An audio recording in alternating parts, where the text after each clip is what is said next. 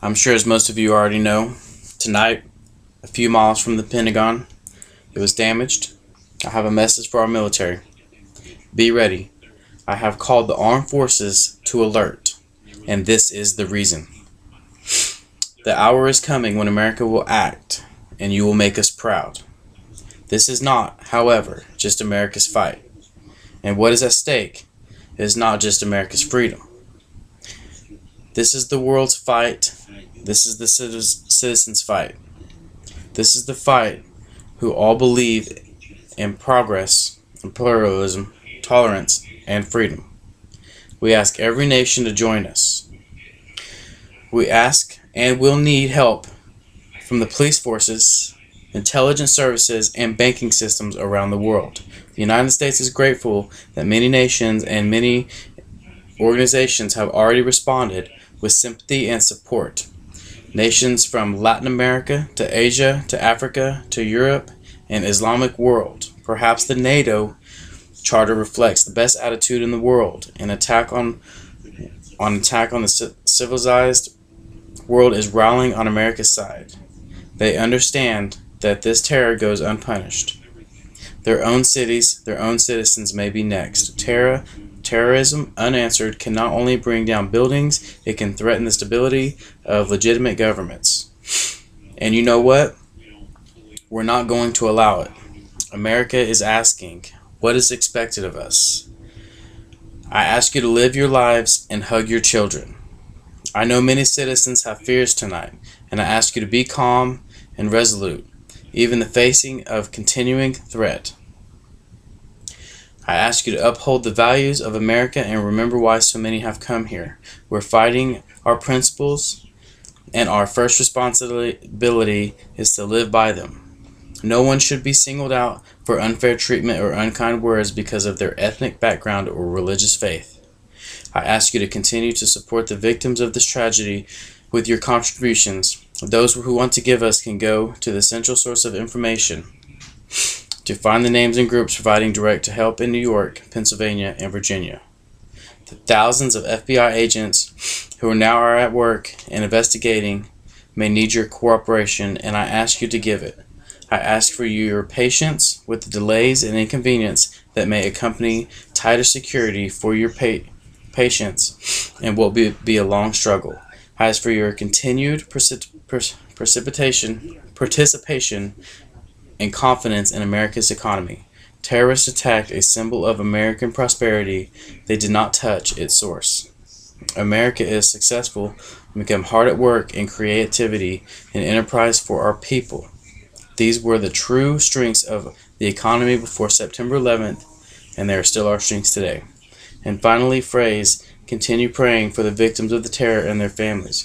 For those in uniform and for our great country, prayer has comforted us in sorrow and will help strengthen us for the journey ahead. Tonight I thank my fellow Americans for what we have already done and what we'll do. And ladies and gentlemen of the Congress, I thank you, the representatives, for what you have already done and what we will do together. Tonight we face new sudden challenges. We will come together, improve air safety, and dramatically expand the number of air marshals on domestic flights and take new measures to prevent hijacking. We will come together and promptly stability and keep our airlines flying the direct assistance during this emergency. We will come together, give law enforcement and additional tools it needs to track down the terror here at home. We will come together to strengthen our intelligent capabilities to know the plans of terrorisms. They act and find the strike.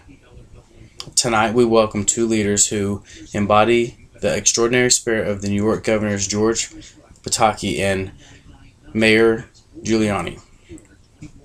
As a symbol of America's resolve, my administration will go to work with Congress and the two leaders to show the world we will rebuild New York City.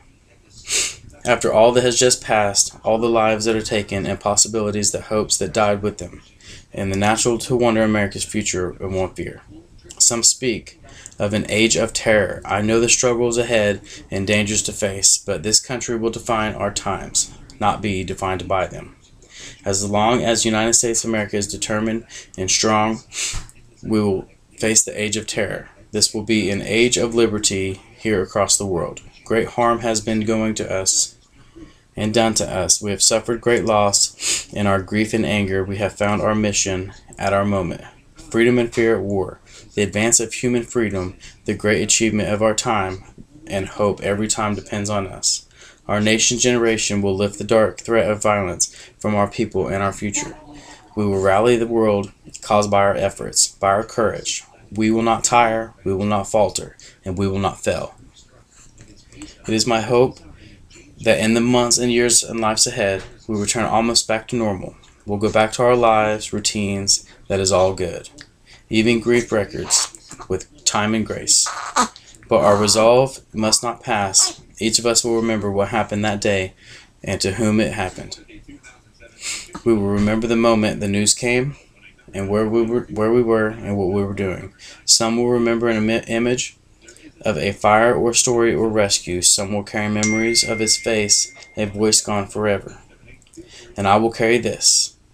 It is a police shield of a man named George Howard who died in the World Trade Center trying to save others. It was given to me by his mom, Arlene, as a proud memorial to her son. It is a reminder that our lives ended in a task that does not end. I will not forget the wound of our country and who inflicted in it. I will not yield, I will not rest, I will not relent the waging struggle for freedom, security, and the American people. The course of the conflict is known, yet to outcome it's certain. Freedom and fear, justice and cruelty have always been at war, and may God not neutral between them. Fellow citizens, we'll meet the violence and patience justice, assured in the rightness of our cause and confident of the victories to come. In all that lies before us, may God grant us wisdom and watch over the United States of America. Thank you.